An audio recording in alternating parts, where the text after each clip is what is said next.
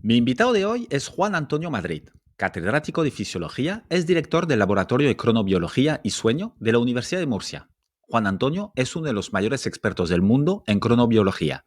Es el autor de casi 300 artículos en revistas internacionales y de 46 libros y capítulos de libros sobre cronobiología. En 2022 publicó su último libro de divulgación, Cronobiología, una guía para descubrir tu reloj biológico. Es miembro electo de la Academia de Ciencias de la región de Murcia y también es el director científico de la spin-off Chrono Health, Chrono con K de kilo. Juan Antonio, muy buenos días y bienvenido a Decodificados. Muy buenos días, es un placer estar con vosotros. Juan Antonio, tenía muchísimas ganas de estar contigo y tener esta conversación porque el tema que nos va a ocupar hoy, que es el sueño, es universal, es de los pocos temas que no se puede escapar nadie. Nosotros, sabiendo que más o menos, y ya tú me darás números más certeros y científicos, pero bueno, son matemáticas fáciles de hacer, pasamos más o menos entre 25 y 35% de nuestro tiempo, de nuestra vida, durmiendo. Es decir, que alguien de 80 años habrá estado durmiendo 20, 25 años durante toda su vida. Así de entrada parece mucho, ¿no? Así que la primera pregunta sería, ¿por qué los humanos necesitamos dormir? ¿Qué pasa cuando dormimos? Bueno, en realidad no solo los humanos, prácticamente todas las especies animales necesitan dormir. Incluso hemos encontrado que pequeños gusanos que tienen apenas 300 neuronas en sus ganglios cerebrales también duermen, ¿no? La necesidad de dormir o la imperiosa necesidad de dormir que tienen todos los seres vivos sigue siendo todavía un misterio. En realidad, si hurgamos en el fondo, no sabemos la última razón por la cual dormimos. ¿Qué me Y, y dices ahora? sí, Ahora, sí, te ¿la pongo un ciencia ejemplo. todavía no sabe realmente por qué dormimos? A ver, sabemos para qué sirve dormir, sabemos, y ahora hablaré de las propiedades que tiene el sueño en nuestra vida, de lo que mejora nuestro cuerpo. Pero ¿por qué duerme un animal que se juega la vida durmiendo? ¿O por qué un vencejo que está volando durante un año duerme solo con la mitad de su cerebro y la otra mitad permanece despierto? ¿Por qué los delfines duermen solo con una parte de su cerebro para cuidar de sus crías y cuando se ha recuperado esa parte duermen con la otra? Debe ser algo tan importante, tan fuerte, tan potente que está en todos los seres vivos aún jugándose la vida. Ahora bien, dicho esto, de que la última razón probablemente no la conocemos, sí que es cierto que que el sueño es un taller de reparaciones, lo más parecido a entrar por la noche en un complejo taller donde hay múltiples mecánicos y cada uno se dedica a arreglarte una parte de tu cuerpo, a tus ojos, tu retina, tus neuronas, tu páncreas, tu hígado, tus músculos y tus huesos. Y cuando sales, si has pasado suficiente tiempo, tu cuerpo está reparado. Pero si no, tu cuerpo sale con pequeños defectos que se van acumulando día tras día y que al final desembocan en una catástrofe. Y entonces, ¿todos necesitamos dormir lo mismo? Porque decías, dependiendo del tiempo que pases en el taller, a la noche, pues ya te despertarás con algún desperfecto o no. No. Y también aquí hay que quitar esa idea de que hay que dormir 8 horas. Hay personas que se preocupan porque no duermen 8 horas. No es cierto lo de las 8 horas. Hay un margen, una horquilla en un adulto por encima de 18 o 20 años. Estamos hablando de entre 7 y 9 horas de sueño. Es un tiempo estipulado como normal. Sin embargo, puede haber personas que necesiten dormir menos, porque el sueño es en realidad el producto de dos factores, tiempo y profundidad. Si el sueño es muy profundo, podemos comprender que se puede acortar un poco su tiempo. Pero Ok. si el sueño es un poco más superficial, necesitas expandirlo más. Por lo tanto, cada uno de nosotros debe encontrar la combinación perfecta, el tiempo adecuado para encontrarse bien durante el día. ¿Cómo se encuentra esto? Es decir, yo cómo llego a saber, me imagino que debe ser mucha cosa por sentido común, es decir, si he dormido 6 horas o 7:30 y me encuentro cansado al despertarme, pues seguramente tengo que dormir más, ¿no? Pues tú lo acabas de decir, sentido común. Es decir, yo si necesito siempre tomar café para poder estar activo sin dar cabezadas, algo me está pasando. Si necesito utilizar un despertador sistemáticamente, es porque mi cuerpo, mi reloj biológico no me despierta en su momento porque necesito dormir más. Si los fines de semana desplazo y duermo mucho más tiempo es porque estoy privándome de sueño durante la semana. Es decir, hay múltiples señales. Y evidentemente la más importante es, oye, ¿cómo me levanto? ¿Me levanto con energía? ¿Me levanto descansado, sin dolor de cabeza, sin atontamiento, con ganas de funcionar? Esa es quizá la mejor receta para saber si duermes lo correcto. Y hay varios ciclos, ¿no? Yo estaba haciendo algo de investigación para preparar la entrevista, y escuchando algún científico, más bien de neurociencias americano, Andrew Huberman, que no sé si lo conoces, que él comentaba que hay como dos ciclos en paralelo y dos factores que son la temperatura corporal y luego un neurotransmisor que se llama adenosina. ¿Qué nos cuentas de esto? ¿Es verdad? ¿No es verdad? ¿Cómo funciona esto? Te has documentado muy, muy bien. Efectivamente, dormimos por dos causas, dos razones que nos hacen dormir. Una de ellas es que se acumula en nuestro cerebro una sustancia que se llama adenosina. Fíjate que la adenosina es el producto de la utilización del ATP, que es nuestra molécula que nos proporciona energía. Conforme nosotros vamos gastando ATP, la adenosina se va acumulando y esa adenosina nos produce hambre de sueño. Nos genera una presión para dormir. Nosotros tenemos hambre, igual que nos ocurre con la comida. Bien, por lo tanto, si me tomo un café, y esto es algo que igual no conocen muchas de las personas que nos escuchen, si yo tomo un café, lo que voy a hacer es bloquear mi adenosina, impedir que esa adenosina me esté dando señales de sueño, me esté presionando para dormir. Estoy transitoriamente poniendo una cortina, una barrera al impacto de la adenosina. Y ese es el efecto que tiene la cafeína. Una vez que desaparece la cafeína, la adenosina sigue ahí. Claro, ¿cuánto tiempo tienes? Cuando le metes un chute de café, ¿qué te dura? Depende de la persona, porque el hígado y tu cuerpo lo va a metabolizar a distinta velocidad. Hay personas en las que un par de horas o una hora es suficiente para eliminar la cafeína y otras personas necesitan 5 o 6 horas. Son los intolerantes al café, los que no podemos tomar café a partir del mediodía. Bien, pero hay otra forma, y hay una forma de eliminar la adenosina. ¿Cuál es? Durmiendo. O sea, si tú echas una cabezada, quitas parte de la adenosina. Por eso, echar una cabezada ante la televisión en el sofá antes de irte a la cama, te barre, te quita parte de esa presión de sueño y luego puedes tener problemas para conciliar el sueño. La Ok. segunda razón que decías, la temperatura.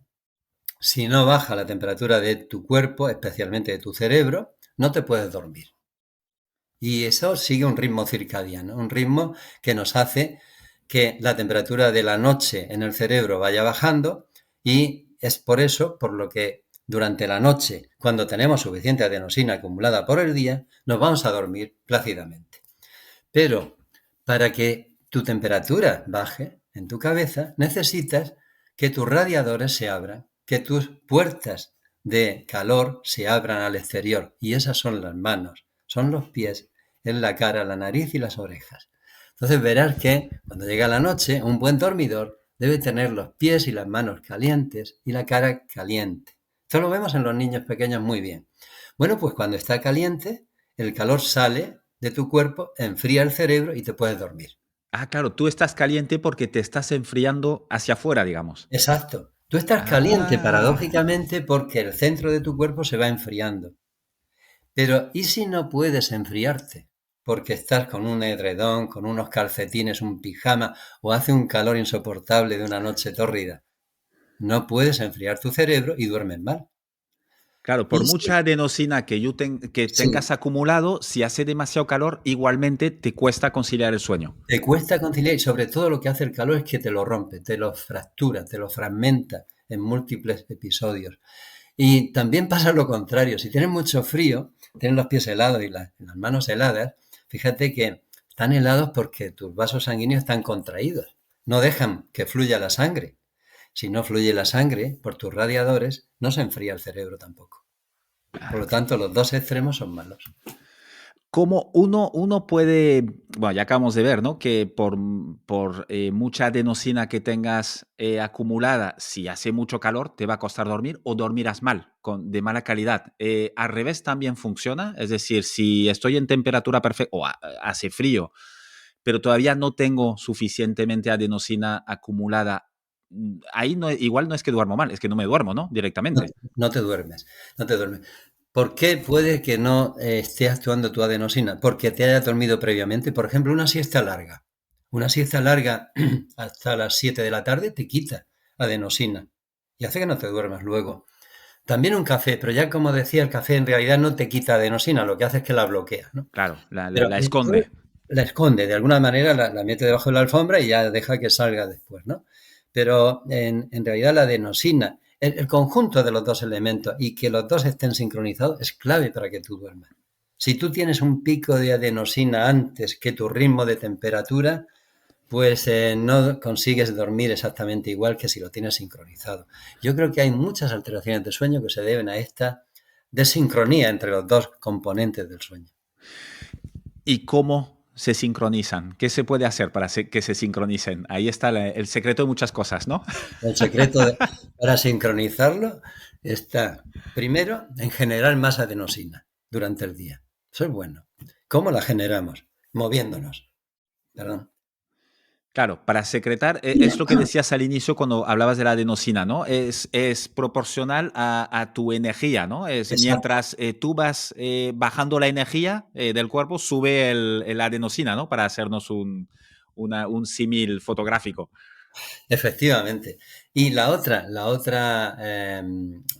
el otro comportamiento que debemos adquirir es la regularidad. La regularidad te ayuda a que tu ritmo de temperatura sea siempre el mismo, a las mismas horas. Entonces conseguimos que los dos componentes vayan sincronizándose. Pero si eres irregular, tú no vas tu ventana de sueño cae cada día a unas horas, evidentemente tu reloj biológico no puede estar adaptándose, no puede estar cambiando diariamente, con lo cual vas a tener problemas de discordancia o de desincronización entre los dos componentes, entre tu adenosina y tu ritmo de temperatura. Juan Antonio, los ritmos circadianos, ¿qué son? Bien, los ritmos circadianos son cambios que experimenta nuestra bioquímica, nuestras hormonas, nuestro comportamiento a lo largo de 24 horas. Son cambios repetitivos, son ciclos de subida y de bajada. Por ejemplo, el sueño y la vigilia es un ritmo circadiano, porque tenemos un periodo de sueño y un periodo de vigilia bien diferenciado que se repite cada 24 horas. Pero hay más. Tenemos un pico de cortisol al amanecer y es un ritmo que baja por la noche y sube en la madrugada. Tenemos una hormona como la melatonina que aparece por la noche y desaparece durante el día. Esos son ritmos circadianos, todo aquello que cambia cíclicamente y que por tanto es previsible. Nos genera una señal previsible y de alguna forma el reloj biológico y los ritmos circadianos lo que hacen es que se adelantan a lo que va a ocurrir en tu cuerpo. Se adelantan a tu despertar, se adelantan a tu noche y se adelantan a tu horario de comida y te preparan antes de que recibas ese aluvión de nutrientes cada día. Por lo tanto, la importancia de los relojes biológicos es tremenda. Permiten que tu cuerpo esté preparado de antemano a lo que va a suceder. Y esto no lo controlamos. No, Viene dado y ya está. exacto. Viene dado por dos granitos de arroz que tenemos detrás de los ojos en el hipotálamo que generan señales que van mandando a tu cuerpo y por todos los relojes que tenemos en nuestro hígado, corazón, pulmones, en todas las células del cuerpo. ¿Hay un reloj maestro en el cuerpo? O porque entiendo que por lo que dices que hay muchos, ¿no? Casi cada Bien. célula tiene su reloj, ¿no? Pero hay uno que diga, oye, ¿ahora toca dormir? Sí, el reloj maestro está, indudablemente, está en el cerebro, se llaman núcleos supraquiasmáticos, son esos dos granitos de arroz, y ese es el que tiene de alguna forma la jerarquía o la máxima capacidad de coordinar al resto de relojes. Pero ojo, eso no quita que un reloj interno de tu hígado, de tu digestivo, en un momento determinado deje de funcionar de acuerdo con las órdenes que le manda el director de orquesta. A veces, si comes a deshora o comes por la noche, tu reloj te está mandando una señal, pero tu hígado está respondiendo de otra manera, porque ha sido puesto en hora por unos horarios de comida aberrantes o alterados. que hablamos, me voy a adelantar un poco, pero ya que sacas el tema de estos horarios de comida aberrantes, yo tengo mis niñas que el año que viene empezarán la ESO y seguramente no podrán comer hasta las 2:30, 3 de la tarde. ¿Esto en qué afecta luego a la hora que se irán a dormir y en su sueño? Pues afecta mucho porque ya empezamos mal. O sea, empezamos desayunando bien a un horario correcto, comiendo al mediodía tarde, pero claro, una comida al mediodía, que es además en España es la más abundante, probablemente la más copiosa, te genera que luego la cena tampoco la puedes hacer muy pronto. Y te vas a cenar tarde. Y cuando cenas tarde y cercano al momento de ir a dormir, tu sueño se resiente. Porque el vaciamiento de tu estómago, de tu intestino, la digestión, durante la noche es más lenta. Necesitas más de 2 horas para procesar todo ese alimento. Ah, Entonces es te vas decir, que a... es más, la digestión es más lenta a la noche que al mediodía. Sí, sí, sí, es mucho más lenta. O sea, la más Ah, rápida ocurre por la mañana y a ok. medida que va progresando el día se va enlenteciendo. De tal manera que el vaciamiento del estómago para la misma comida por la noche requiere, por ejemplo, si tú vacías el 50% del contenido gástrico por la mañana con una comida X, necesitas 60 minutos para ese 50%, pues vas a necesitar 90 minutos para vaciar también el 50% por la noche. O Ah, sea, el cambio es brutal. 30 minutos más. Es un 50% más. Claro, claro, es mucho más. Y eso hace que si tú te vas a dormir y todavía tienes procesos digestivos, pues eso interfiere con tu sueño. De alguna manera no es compatible con un buen sueño. Ya que estamos con niños, que he sacado el tema, al inicio tú te referías, mira, que una persona mayor, pasado los 18, 20 años, pues entre 7 horas y media, me parece que has dicho, entre 7 y 9 horas más o menos de sueño, pues ya es lo normal y cada uno adaptado a lo suyo. Funciona igual para los niños, ¿no? Ya, los bebés ya ni te digo, porque ya todos sabemos los que hemos tenido niños que duermen mucho más, por suerte. Eh, pero adolescencia, niños, hay unos ciclos que dependen de la edad y que van variando durante toda esta infancia y adolescencia. Sí, va cambiando, el sueño va cambiando a lo largo de la edad en muchos aspectos. Uno es la duración, como tú bien dices, ¿no? Desde los sueños de los recién nacidos, que son la mayor parte del día lo pasan dormido, hasta un anciano que ya pues se duerme 7 horas o 6 horas y media. Tenemos ese rango. Paralelamente también se va produciendo un cambio en la arquitectura de tu sueño, porque el sueño inicialmente tiene dos componentes, que es el sueño REM, ese de movimientos oculares rápidos, de ensoñaciones, y el sueño no REM. Pues el sueño REM es muy frecuente y muy extenso en las primeras edades y conforme va avanzando la edad de las personas, pues va disminuyendo ese porcentaje de REM y también disminuye el sueño profundo. Ese es un cambio. Pero hay otro cambio que a lo mejor no conoce todo el mundo y es tu reloj biológico cambia. Tú puedes tener una tendencia a ser más matutino, más vespertino, más búho, más alondra, pero conforme va madurando, cuando llega la adolescencia, cualquier chico joven, aunque tenga una genética de matutino o de indefinido, tiende a ser vespertino en la adolescencia. La ¿Ah, sí? adolescencia te retrasa los relojes, te los retrasa de una manera brutal, o sea, te puede cambiar la hora de tu reloj interno hasta 2 o 3 horas. Y eso hace que un adolescente, un chico joven, tenga problemas o dificultades para conciliar el sueño, porque su reloj le está programando dormir más tarde, pero también lo tiene para levantarse por la mañana. Entonces, esa idea que tenemos del adolescente perezoso no hay... Atontado todo el día o como mínimo a la mañana cuando lo vemos. Exacto. Esa idea tenemos que quitarla un poco porque tiene un sustrato biológico. Es verdad que Ok. está potenciado por móviles y por uso de redes sociales, pero tiene un sustrato biológico que ha existido siempre.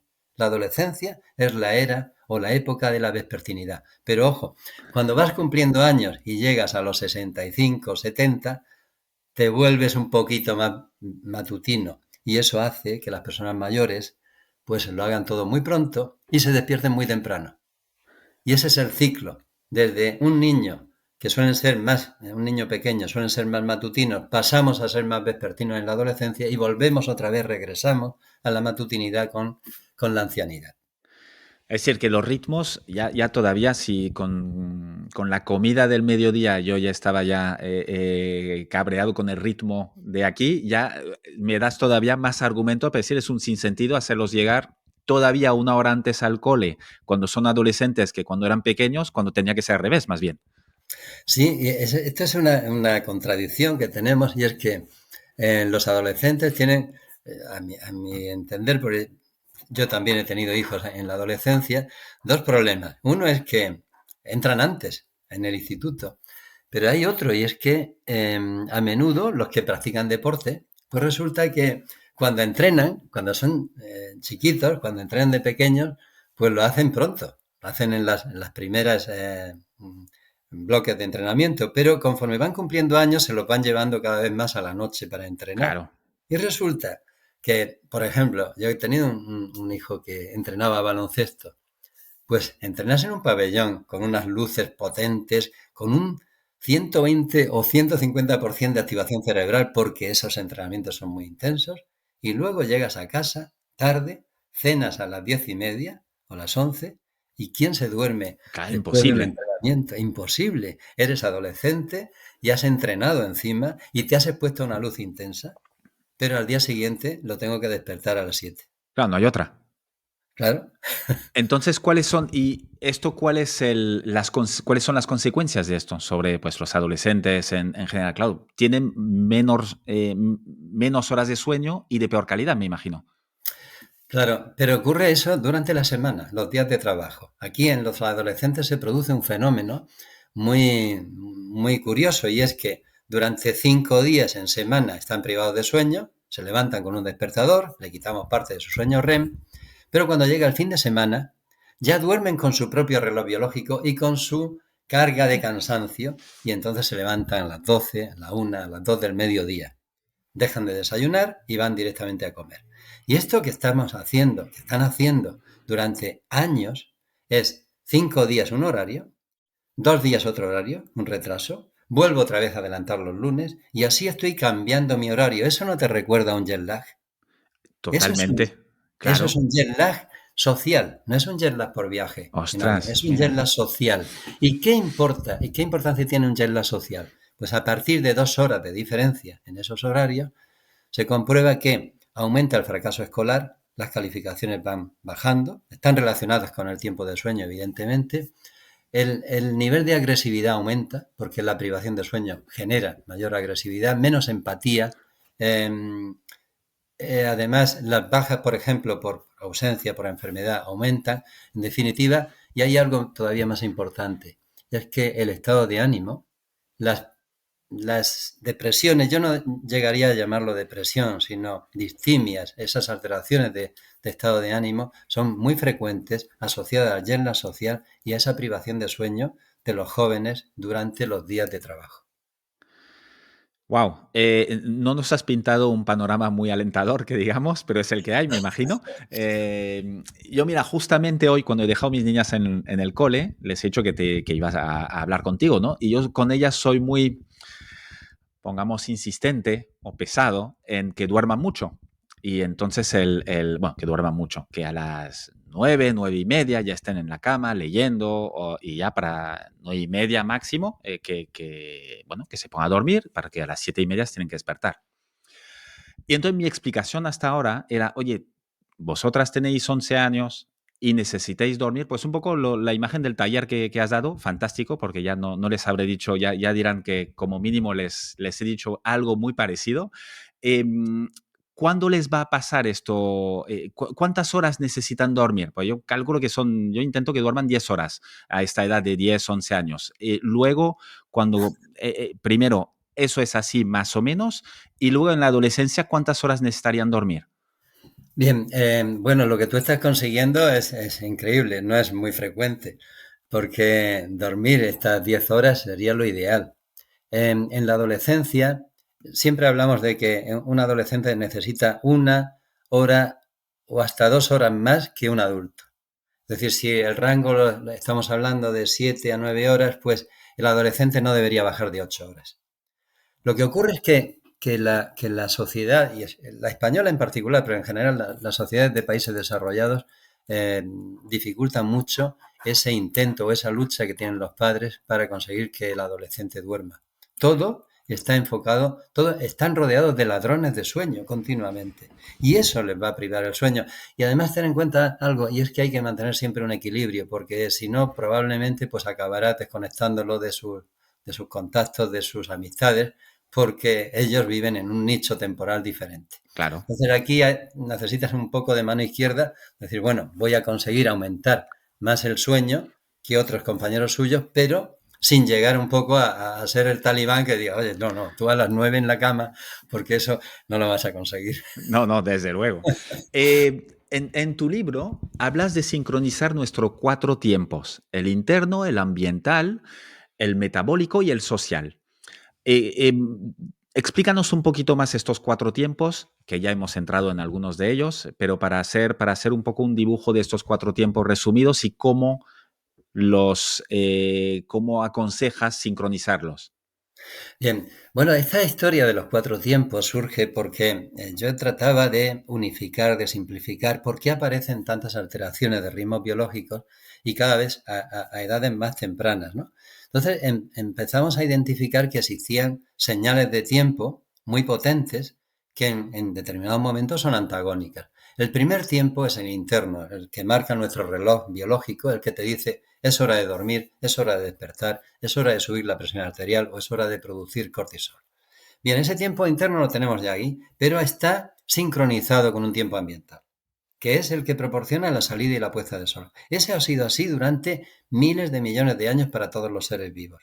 Siempre ha existido día y noche, hasta que Edison, pues hace 140 o 150 años, pues inventa la bombilla incandescente, la luz eléctrica irrumpe en los hogares y ahora iluminamos no solamente el interior de los hogares, sino las ciudades de una manera brutal. Estamos acabando con la noche. Para mí eso es un gran problema, no solo para la salud humana, sino también un problema ecológico, porque altera los relojes anuales de todas las especies, animales y vegetales. Y muchas especies lo utilizan para migrar, otras las utilizan para seguir rutas determinadas. Bueno, pues este tiempo, esta oscuridad que estamos eliminando, nos está privando también de otro elemento, que es la melatonina, la hormona de la noche, la hormona que cuando aparece la luz intensa la evita y se comprime. Vamos reduciendo tiempo de melatonina. Y es una hormona protectora. Es una hormona de las que actúan en esos talleres, es como el aceite que nos engrasa por la noche, ¿no? Entonces, este es el segundo tiempo, el tiempo ambiental. El tercer tiempo sería el tiempo metabólico, por ejemplo. El de horario de comida. El hecho de que yo coma, desayune, coma y cene a unas determinadas horas sincroniza mis relojes digestivos. Y es importante que eso lo haga en la ventana del día y que deje un periodo de ayuno al menos de 12 horas por la noche. ¿Para qué? Para que mi tracto digestivo también tenga tiempo para limpiarse y para repararse.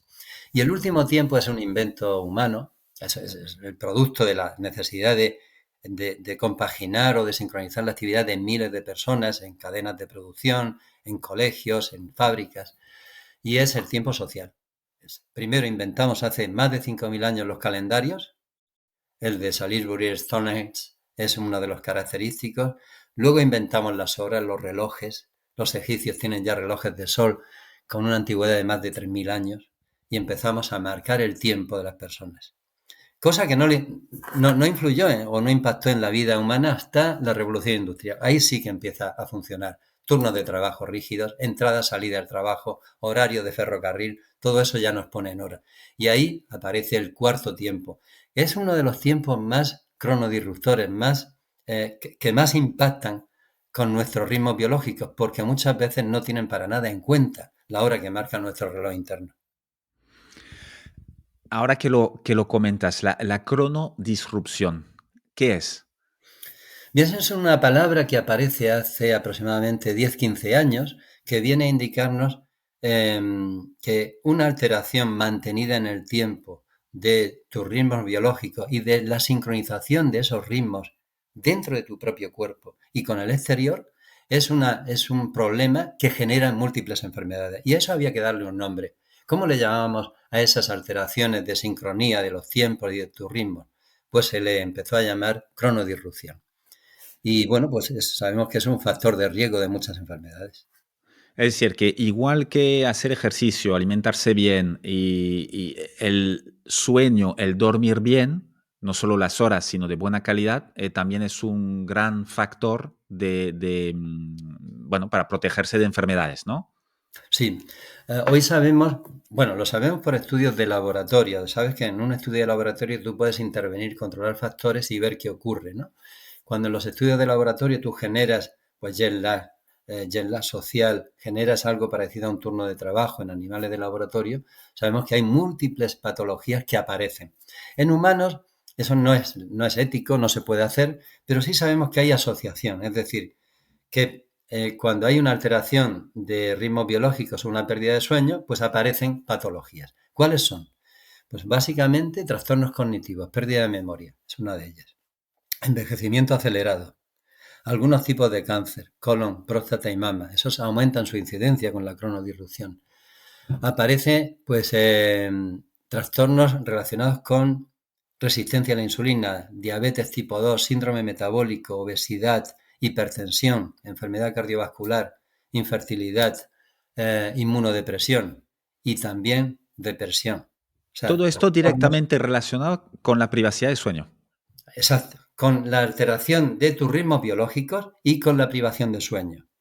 Y eso es un factor de causalidad en animales de laboratorio, pero simplemente podemos decir que se asocia, que aparece conjuntamente en humanos.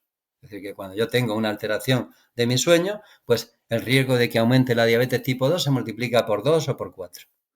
Wow. ¿Qué comentabas antes del trastorno tremendo para la humanidad, ¿no? La aparición de la luz, el lado oscuro de la luz, me parece haberte escuchado alguna vez utilizar esta frase. ¿Cómo fue un poco la evolución de las horas de sueño en las últimas décadas y un poco más, ¿no? Me imagino que va directamente relacionado con más luz artificial, menos sueño, y esto está medido. Sí, está medido, aunque, a ver, se han producido diferentes saltos y diferentes mermas en el tiempo de sueño en los últimos años. Uno de ellos tiene que ver con la luz artificial. La luz artificial acabó con una forma de dormir que era el sueño bifásico, que consistía en que un humano en épocas de otoño e invierno, cuando la noche era muy larga, pues dormíamos en dos fragmentos, en dos sueños. Primer sueño, un periodo de vigilia en mitad de la noche, relativamente largo, de 2 o 3 horas, y un segundo sueño, de madrugada. Es decir, que se despertaban ¿a las 2 de la mañana? Sí, sí, a las 2 de la mañana podían estar hasta las 3 o las 4 y volvían a dormir, ¿Y qué hacían? hasta que ya salía el sol, ¿no? Claro, ¿qué hacían? Pues una de las cosas era procrear, entre Ah, otras mira. razones, pero además contar historias, y eso era muy frecuente, narraciones, algunos pues encendían su vela y se ponían a leer o a hacer cualquier tipo de actividad que pudiese ser compatible con esa poca luz que tenían durante la noche. La luz artificial, perdón, se me ha congelado la imagen. Ahora sí, ya hemos vuelto. Vale. Perdón. Te perdía Bueno, narraciones que estaban contando historias. sí. Narraciones, bueno, pues hacían distintas lecturas, por ejemplo, pero todo lo que fuese compatible con una luz de una vela o de una pequeña iluminación del fuego. Cuando aparece la luz artificial y también la revolución industrial, esos dos sueños, primer y segundo sueño, se fusionan y empezamos a dormir en un único sueño. Pero muchas personas se despiertan a las 3 o las 4 de la mañana. Es todavía una especie de reminiscencia, de recuerdo de ese sueño ancestral que tenía dos episodios. Bien, a partir de esa fusión del sueño en un único periodo, pues ya se produce una pequeña reducción de tiempo de sueño. Pero sobre todo el tiempo de sueño empezó a reducirse mucho más cuando empezamos a utilizar la televisión con los horarios nocturnos de televisión. El salto siguiente se produjo cuando aparecen los ordenadores personales, los ordenadores que utilizamos en el dormitorio, y finalmente se produce un salto enorme con la extensión del uso del móvil, de los dispositivos móviles a todas horas, incluyendo la noche, y meternos dentro de las redes sociales. Cada vez que hemos desarrollado una nueva tecnología de este tipo, intrusiva, el sueño se ha visto privado en unos minutos y así hemos ido reduciendo tiempo de sueño. Evidentemente tampoco se puede dormir más allá de 9 horas. Es un tiempo por encima de 9 horas y media o 10 horas, también hay consecuencias negativas. Claro, tampoco se También. puede dormir demasiado. No, porque normalmente quien duerme demasiado es porque no duerme bien, tiene problemas subyacentes. No es normal que una persona necesite dormir esas 10 horas siendo adulto. Y lo que comentabas ahora, que gente se despierta a las 3 o las 4 de la mañana, ¿qué tendrían que hacer? Pues yo, mi mujer muchas veces le pasa esto. Entonces, claro, ¿qué aconsejas en estos casos? ¿Que se ponga a leer o que intente volver a dormir? ¿O cuál es el consejo habitual, sabiendo que me imagino que depende de cada persona? Claro, depende de cada persona y depende de cómo toleres las distintas opciones. La primera, la ideal sería quedarte en cama y pues evitar que las obsesiones, los pensamientos intrusivos que te preocupan empiecen a entrar dentro. Mejor, bueno, pensar en algo más agradable, en cómo vas a planificar tus vacaciones, en alguna idea que sea sugerente y positiva. Si estás entrenado en mindfulness o tienes alguna experiencia en técnicas de relajación, es lo mejor. Controlar la respiración. Bueno, si quieres, incluso puedes contar en las distintas fases de inspiración y expiración, repetirte tus mantras y relajar tu cuerpo y el sueño te va a llegar enseguida. No hay que preocuparse, va a llegar. Si no, si te sientes muy mal o ansioso o ansiosa en la cama y han pasado 15, 20 minutos, pues podrías levantarte, irte a un lugar cercano, a un sillón, ponerte a leer o ponerte a escuchar música, pero con una luz muy tenue y por supuesto no hagas nada. Físicamente no tienes que activar tu cuerpo. Relájate. En el momento que sientas que el sueño está ya llegando, vuelve a la cama otra vez. Por eso te decía que depende mucho de cómo toleres estar en la cama. Hay personas que le va muy bien pues ponerse su transistor con un auricular y ponerlo temporizado en Ah, ese momento. que se pare en media Se hora. paran 15, media hora Ajá. y perfecto. Te vas a dormir porque normalmente te sustrae, te evita que sigas pensando en esas cosas que te preocupan. Comentabas antes que ha ido reduciendo un poco nuestras horas de sueño, ¿no? Y ahora puede ser que estemos bueno, seguramente no, por lo que acabas de decir, estamos en el momento más bajo de sueño de la humanidad, digamos, ¿no? De media. Sí, en las sociedades industrializadas, en ciudades, personas sedentarias, personas que están mucho tiempo ante pantallas, estamos con el tiempo más bajo de sueño y probablemente con la peor calidad, porque el sueño también se fragmenta mucho. Pero bueno, no sabemos cómo va a ser la evolución. Podemos especular, pero no lo sabemos. Hay algunas herramientas justamente que comentabas el uso de los móviles, de las pantallas azules, de la luz azul, ¿no? ¿Sirve utilizar estas gafas de filtro naranja para justamente, pues yo he escuchado gente que las utilizaba a partir de las 5 de la tarde para no tener esta incidencia, digamos, de las luces azules y para preparar el cuerpo? ¿Tiene algún sentido esto? A ver, lo que sabemos es que dentro de todo el espectro de la luz hay unas longitudes de onda que son los colores azules, un color azul que está presente en la luz del sol, la luz natural, que es el que ha utilizado nuestro cerebro, nuestra biología, para captar la información de que es de día o es de noche. Sabemos, por ejemplo, que la luz roja, la luz del fuego, la luz anaranjada, prácticamente no hace nada sobre tu reloj biológico, no lo retrasa, no lo perturba, pero en cambio la luz azul es muy estimulante. Es la luz que le dice a tu cerebro, no ha llegado la noche, no te duermas, es de día. Por lo tanto, si yo me llevo un móvil, si me llevo cualquier dispositivo que emite, en diodos LED emiten luz azul en un porcentaje muy alto, pues le están dando ese mensaje equivocado a tu cerebro. No ha llegado la noche, por lo tanto no te duermas. ¿Qué ocurre? Pues podemos hacer algo y es insertar filtros automáticos en nuestros dispositivos móviles, que a partir de una cierta hora quiten esa luz azul. O ponernos unas gafas de color naranja que nos quiten esa luz azul. Correcto. Eso está muy bien y es útil, pero no tendremos garantía de que nos vamos a dormir mejor necesariamente, porque si tú entras en una red social y discutes o te excitas con las opiniones que se están vertiendo en ella, tu cerebro se activa. Con Claro. independencia de que la luz a través de la cual lo estás viendo, pues no lleve componentes azules. También hay que relajar tu mente. Juan Antonio, ¿se puede adelantar sueño o en previsión pues de este fin de semana voy a dormir menos, ya sé que voy a dormir menos, puedo intentar ganar un poquito de sueño en los días previos? Bien, esto es muy interesante porque cuando tú tienes un acto durante una noche o un turno de noche puntual, tú puedes hacer una noche, una siesta previa de un ciclo completo de sueño y eso te va a ayudar a que luego sientas menos sueño porque te has quitado en parte la presión de la adenosina para dormir. Por lo tanto, sí que podemos dormir preventivamente para Ok. luego poder pasar un tiempo en vigilia. Ahora, lo contrario no es del todo cierto. Es decir, si yo no he dormido lunes, martes, miércoles lo suficiente, pensar que el sábado y el domingo voy a ser capaz de recuperar todo el sueño de una semana es imposible. Hay muchas razones, pero por ejemplo una. Cada noche, una de las tareas que realiza el sueño en nuestro taller es limpiar de depósitos tóxicos los espacios que hay entre neuronas en el cerebro. Esos depósitos son de sustancias que a veces son peligrosas, como la beta-amiloide, alfa-sinucleína, que pueden luego producir una degeneración neuronal y llevarte a un Alzheimer o a un Parkinson.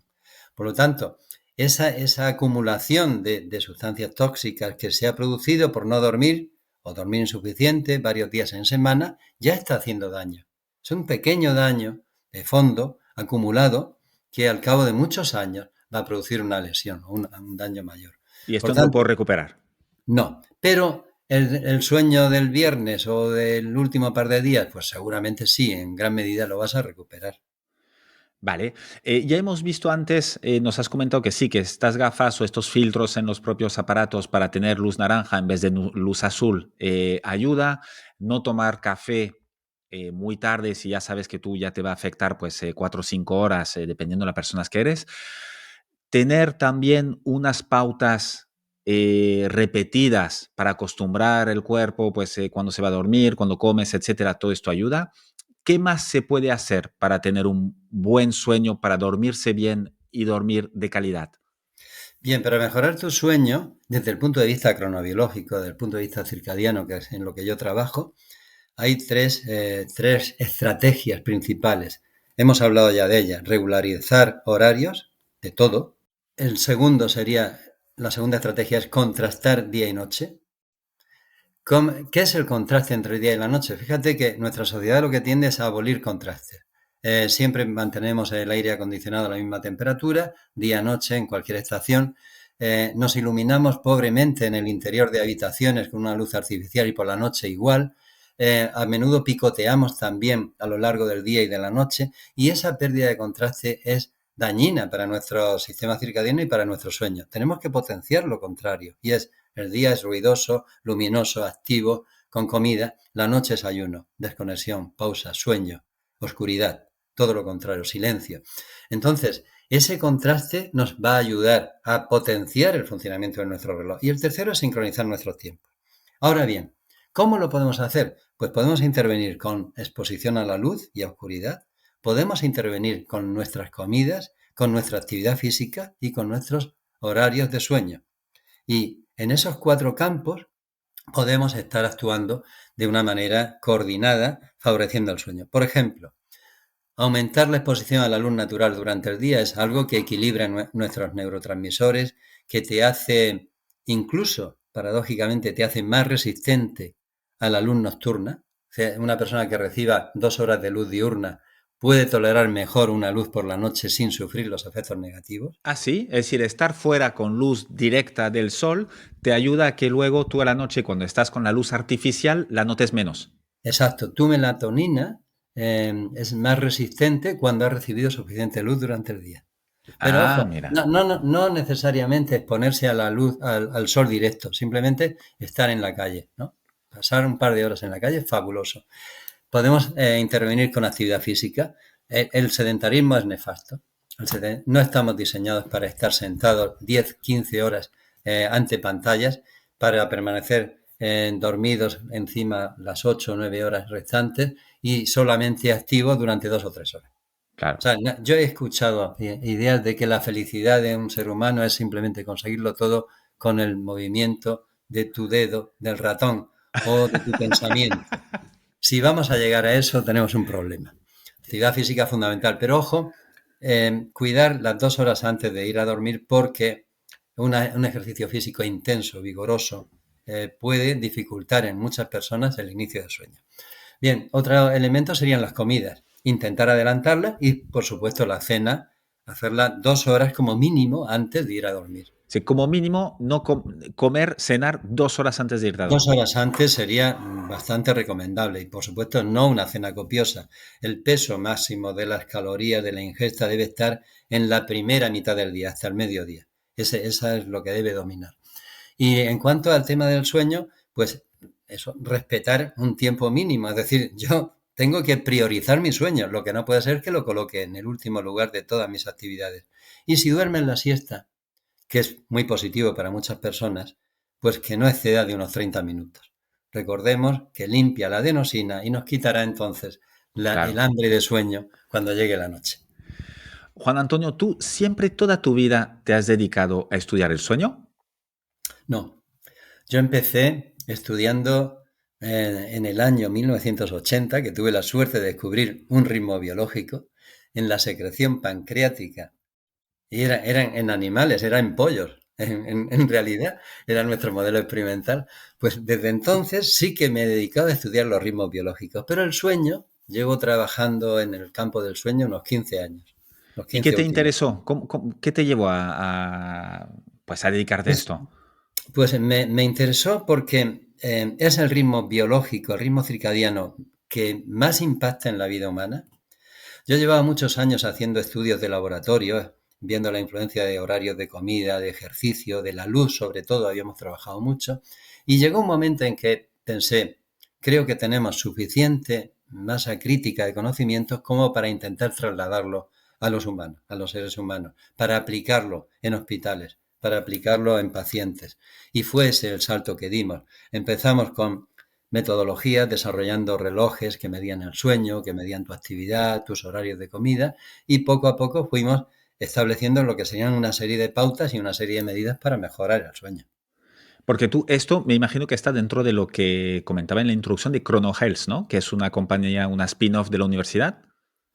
Bien, la espina surge hace 5 años, como resultado de una inquietud que yo tenía, y es, me gustaría, o me habría gustado en su momento, poderle enseñar a mis estudiantes que también existen otras salidas aparte de la de ser funcionario, de la de opositar, ¿no?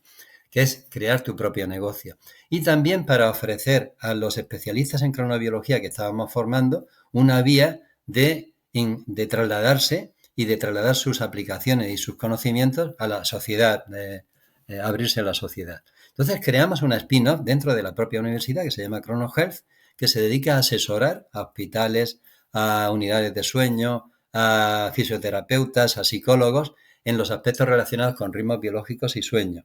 Y he de reconocer que fuimos pioneros porque esto no existía hasta ese momento. Todo el mundo sabe lo que es una clínica de nutrición, pero una clínica de cronobiología, Ah, nada, ¿quién sabe lo que ni es? idea. Sí, casi nadie sabe lo que es la cronobiología. Pues he de decirte que, bueno, estamos muy satisfechos porque es una iniciativa que está cada vez cobrando más fuerza. Y es una iniciativa que da dinero, que genera dinero, que Bueno, permite que estudiantes pues tengan una, no sé cómo decirlo bien, un contacto con la vida real y no solo la vida de laboratorio. Que me imagino que te da varias ventajas, ¿no? pues efectivamente, la CEO, la responsable ahora mismo de ChronoHealth, es una chica que hizo el doctorado conmigo en nuestro laboratorio de cronobiología, luego se formó en aspectos de empresa, de dirección de empresa, de marketing, y es una líder fabulosa de esta iniciativa, porque procede de nuestro campo. Y así pues hemos tenido otras personas que después de su doctorado pues han pasado por la empresa. En este momento somos 7 u 8 personas en ChronoHealth. ¿Y cuánto tiempo le dedicas tú? Bueno, yo le he dedicado mucho tiempo, le sigo dedicando tiempo, porque me apasiona encontrar aplicaciones y me apasiona sobre todo algo que es inventar. O sea, desarrollar nuevas aplicaciones, nuevas útiles, nuevas lámparas, por ejemplo, para sincronizar los ritmos biológicos o nuevos dispositivos para medir la apnea obstructiva de sueño o cualquier otra historia, ¿no? En realidad soy un inventor frustrado. Y, y bueno, pues sí que le dedico, yo no sé decirte, pero quizás 2 o 3 horas diarias mínimo al tema este de la transferencia al mundo empresarial. Es mucho, son muchas horas. Sí, son horas, sí. Sí, en realidad la mente de una persona que se ha dedicado a la investigación no para. O sea, hay un Claro. tiempo que no es que físicamente esté sentado, pero sí que está funcionando alguna de tus neuronas en un estado casi latente, pero está avanzando. ¿Y esta vertiente tuya de inventor frustrado siempre la has tenido? ¿Viene tienes identificado el momento en que eso, la semilla que te puso esto en ti para querer inventar cosas? Pues yo creo que sí. Esto parte de una... primero, en el mundo en el que yo me crié, que fue durante los primeros 6 años en un lugar entre montañas, en contacto con la naturaleza, donde, bueno, pues todo era palpar, oler, experimentar directamente. Eso es muy importante, yo creo que es muy importante en la formación de un niño y de configurar una mente que luego te sirva para otras múltiples actividades. Posteriormente, pues, mi familia se traslada, como muchas familias que vivían en el campo, pues se traslada a la ciudad y ya en la ciudad también ocurre algo que para mí fue muy importante y es que mis padres decidieron comprar unos fascículos de una enciclopedia de Salvat, que era el Monitor. Son 12 volúmenes donde para un niño de esa época era como la internet en este mundo. Era Ni el, más ni el- el menos, claro. acceso. Claro, yo tenía un acceso a todo el mundo, a todos los creadores, a pintores, artistas, y todo, y como he sido muy curioso, todo me entusiasmaba. Y una de las cosas que más me gustaba eran los inventores y los inventos. Que leía algo de Peral, de Isaac Peral, pues yo que me dedicaba a construir submarinos que pudiesen mantenerse en medio del agua. El autogiro, pues de la cierva, pues construí un modelito de autogiro. Un microscopio, llegué a hacer un pequeño cine para proyectarle a los niños, a mis amigos del barrio. O sea, en definitiva, cualquier historia que yo leía y veía un poco los planos y más o menos cómo se podía organizar, yo trataba de hacerlo en un taller que me había montado en la terraza de mi casa. Ah, qué bueno, qué bueno. ¿Y eso con qué edad, más o menos? Bueno, eso empezó entre 10 y 11 años, que fue cuando yo M- empecé a recibir todo ese flujo de Muy información. pronto. Sí. Y en estos años, cuando miras atrás, qué crees que es la inversión, la mejor inversión que hayas hecho? Que puede ser de dinero, de tiempo, de cualquier cosa. A ver, para mí una inversión importante ha sido el tiempo que yo he pasado en contacto con la naturaleza. Eso ha sido una de los factores más importantes. Me ha hecho que ame ese mundo, el mundo natural, que disfrute enormemente con cualquier salida al campo, con cualquier travesía de montaña. Pero hay otro que yo creo que ha impactado mucho en mi carrera profesional y en toda mi vida, y es haber leído muchísimo. He leído mucho desde que empieza a llegar esos fascículos, pues yo me los leía varias veces en la semana. Cuando llegaba el siguiente estaba ávido por ver lo que decía. En esa edad, ese conocimiento enciclopédico, pues de alguna forma ha permanecido en mí. También había algún libro en casa que era muy curioso para un niño. La verdad es que hoy me dirían que eso es antipedagógico. Uno de los libros que tenía era Un Quijote con una versión un poco para niños. Y yo leí el Quijote muchas veces, con 14, 15 o 16 años. Lazarillo de Tormes, algunos clásicos los leía varias veces, porque tampoco había demasiados libros en casa, ¿no? Y entre la enciclopedia y estos clásicos, yo creo que eso me aportó un bagaje y sobre todo el placer de la lectura que sigo manteniendo hoy día. Ya estás, técnicamente tienes la edad para jubilarte, ¿no? Bueno, ya estoy jubilado oficialmente Ah, desde oficialmente. hace, sí, desde septiembre. Pero te veo, ya le sigues dedicando 2 o 3 horas al día a Chrono Health. Bueno, la verdad es que estoy buscando el punto de equilibrio de un jubilado, es decir, de un jubilado reciente. Yo todavía no lo he encontrado, ¿eh? He de confesarlo. Ahora mismo tengo quizá demasiado trabajo, sigo manteniendo muchas líneas de investigación, sigo colaborando como profesor honorífico en el Hospital Clínico de la Risaca en la Universidad de Murcia.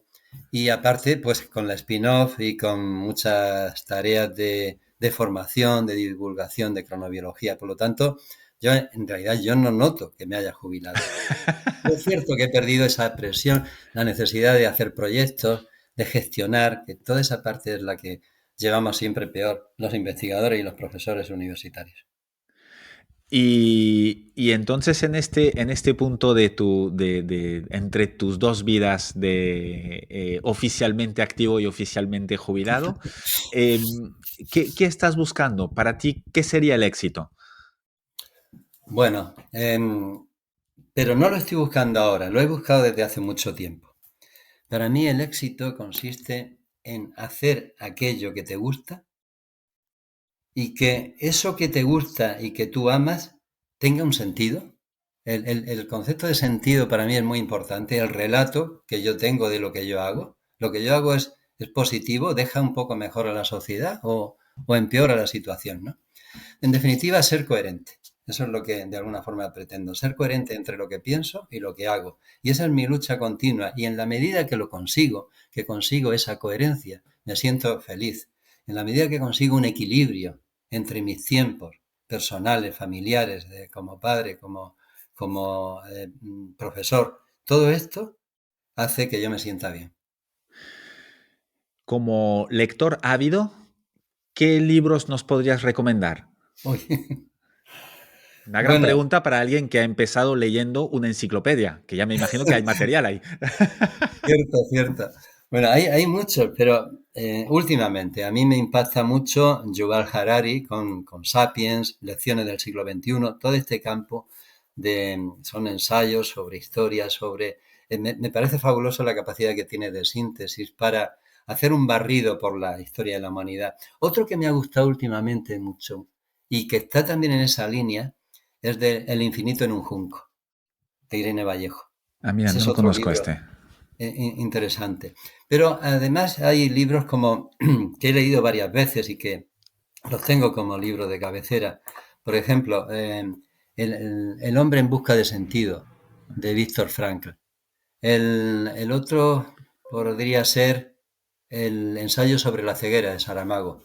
También Ajá. me impactó bastante. Leo últimamente cosas de Thich Nhat Hanh como El arte de vivir. Son libros que entroncan un poco más con la filosofía oriental, con una forma de introspección. Bueno, pues un libro que tuvo un impacto hace ya muchos años, cuando era estudiante, fue El túnel de Ernesto Sabato. ¿De qué va? No lo he leído este. ¿Por Bueno, qué te impactó mucho?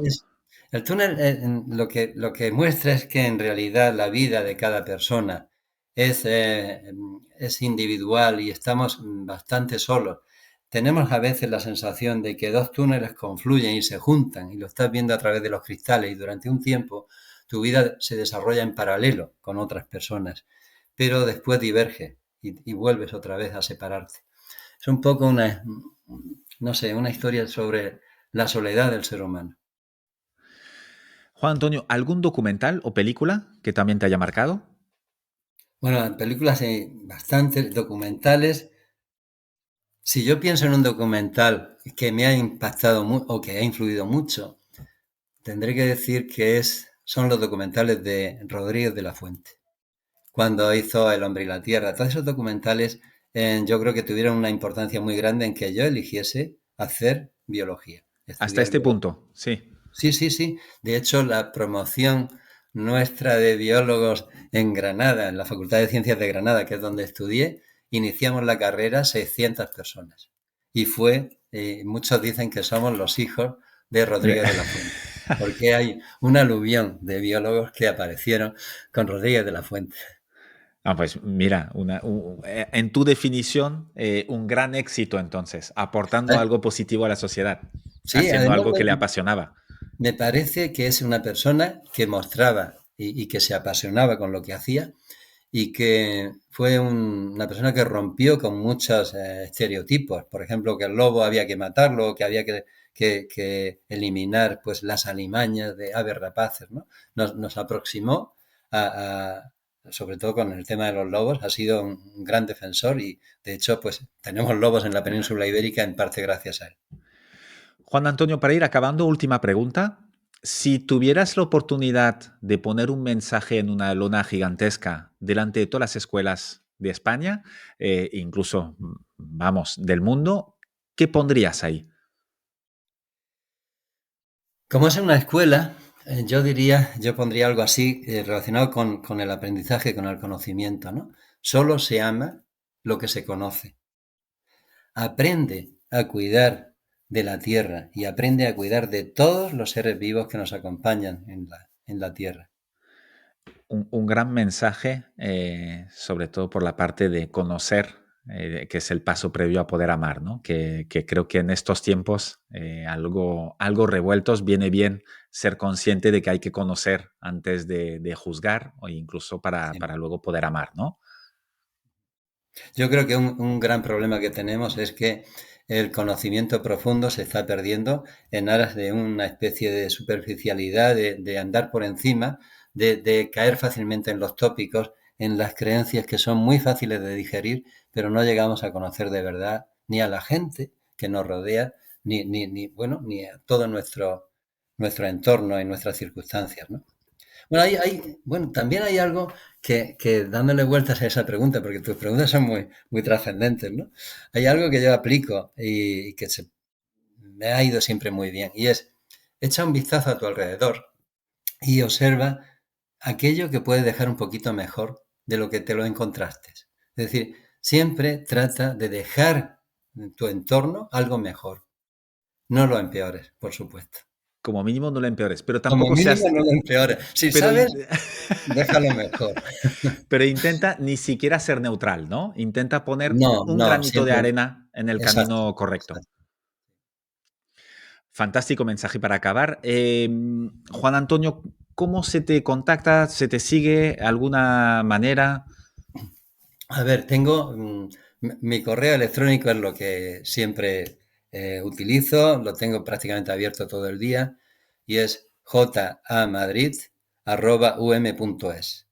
Jamadrid@um.es. También tengo una cuenta en LinkedIn y en Instagram. Bueno, pues por ahí podemos vernos. Perfecto. Ahí pondré todas estas cuentas y estos enlaces en las notas del programa. También pondré las notas a los libros y a lo que has comentado durante el episodio. Te agradezco muchísimo tu tiempo. He aprendido muchísimas cosas. Que sepas que hoy puedes estar contento que has hecho algo muy positivo, no sé si para la humanidad, pero como mínimo para mí y para la gente que nos va a escuchar, pero es un pasito. Y ha sido muy ameno. Eres un gran divulgador científico porque me quedo con muchos conceptos nuevos y espero, bueno, yo ya soy un buen dormidor, así que, pero ya es más fácil para luego transmitirlo y poder hacer que todos vivamos mejor, durmiendo mejor. Pues nada, muchas gracias. Yo te agradezco especialmente tus preguntas, porque han sido para mí muy interesantes y estimulantes. Me alegro mucho. Que estés muy bien, Juan Antonio. Gracias. Chao. Adiós.